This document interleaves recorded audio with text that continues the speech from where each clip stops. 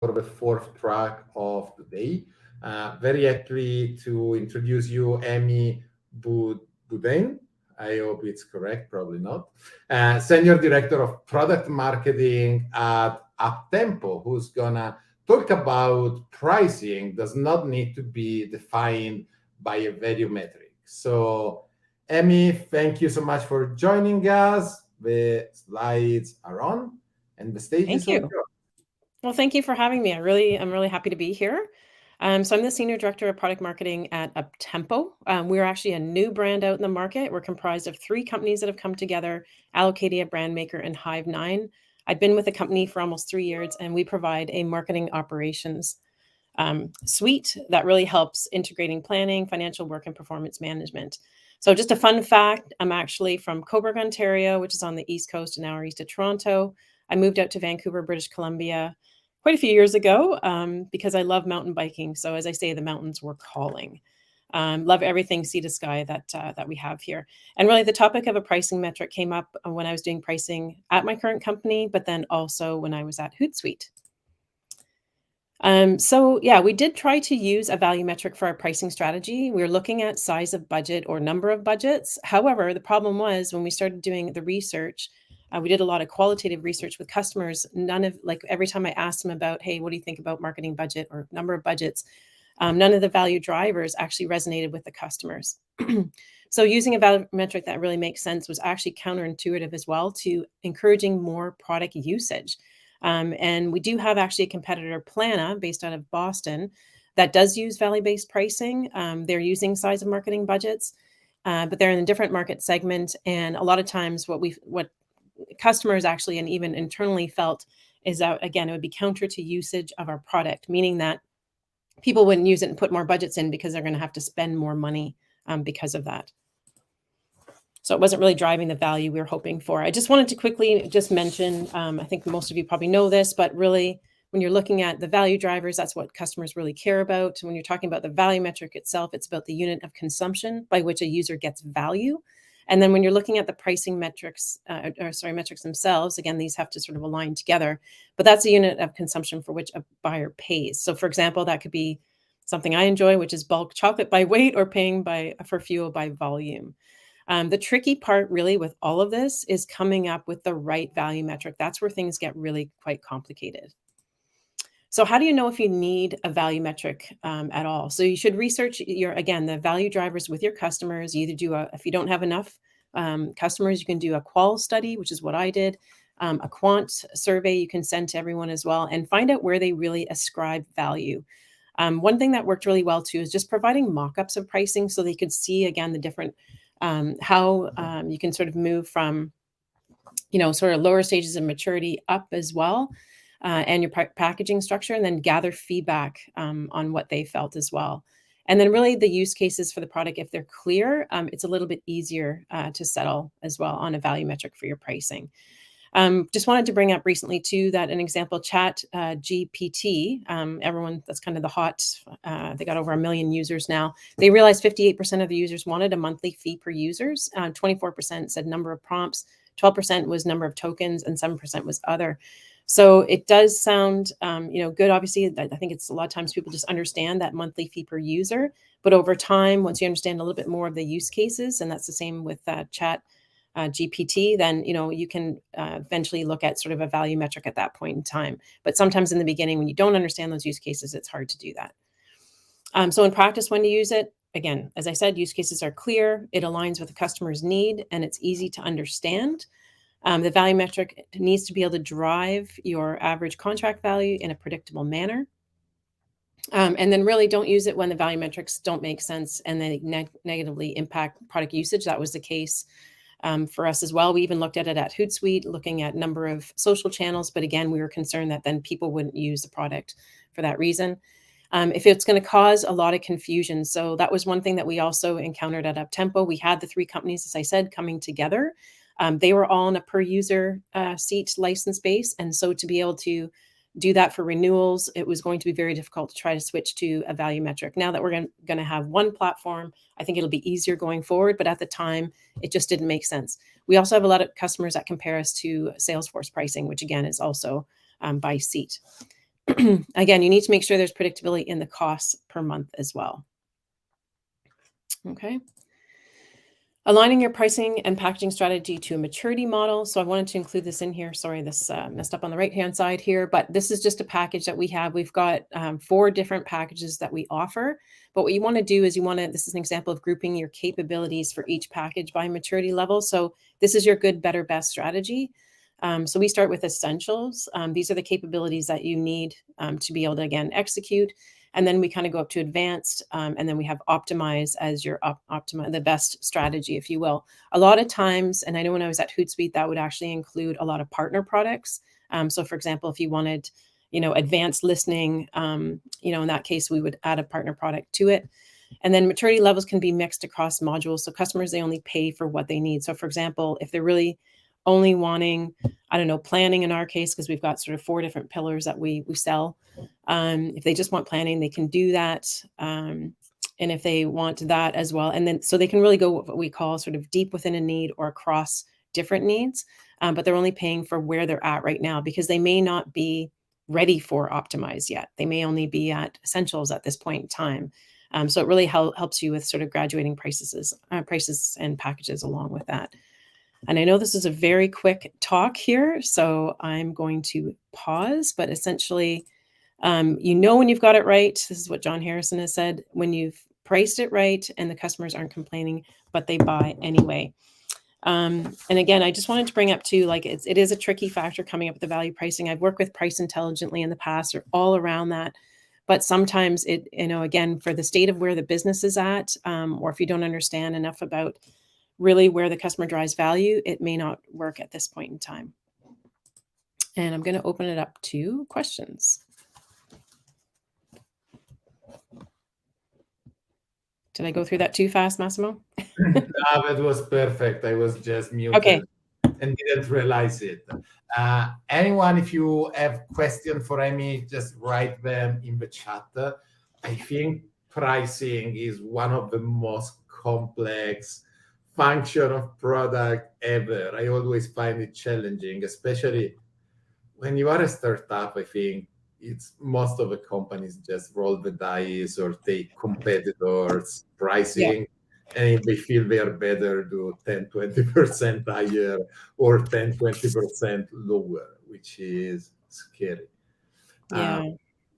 I think a great point that I loved is the risk, which I feel very often very concrete, that the function that are the features that are more valuable are the obvious ones for creating paywalls and usage-based pricing.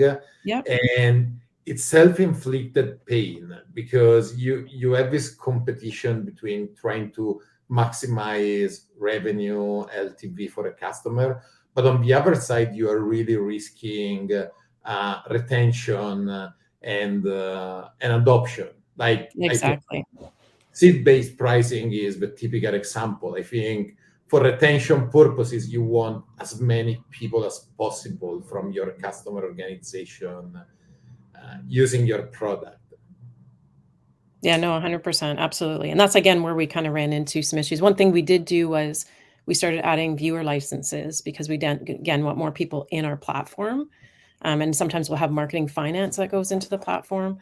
But it was the same thing. It was just going to get too complicated. And when we talked to I was surprised because I actually thought that the customers were going to say, oh, because the complexity is when you have these big budgets and you have multiple budgets, right? So that's where we felt, we asked them if there was any other value drivers, and they really just wanted to go back to seat pricing, which was, again, a bit of a shock. And that's why when I talked to you guys about what to present, I was like, this is a good one, because it was really, when you go out there and you do all the theory on pricing, it's all around getting the value metric. And if the value metric can be the same as your pricing metric, that's awesome.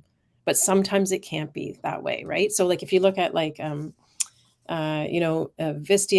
they charge by the number of videos hosted, the amount of bandwidth that the videos take up per month. So they actually have a dual metric in that case.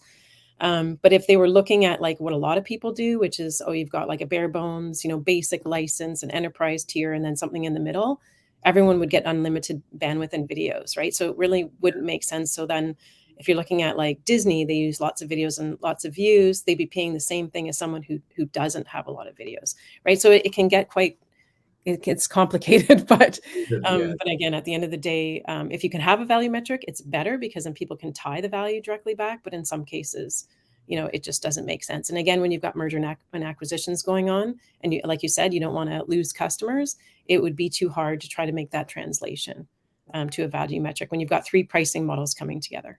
Yeah. And probably also for companies like Wistia, probably also your cost structure Yeah. has a lot of impact on on pricing, because maybe you would want to make that feature unlimited, but on the other side there are specific features that are also strictly tied to your cost structure. Exactly. Yeah. 100%. Yeah. I love the ChatGPT example. Actually, that's something I wanted to ask you. When doing customer interviews or surveys, what's the best way to ask customers feedback about the pricing? And ChatGPT was curious because I just did the survey a couple of weeks ago. Okay. And basically, they were asking the same question 4 times.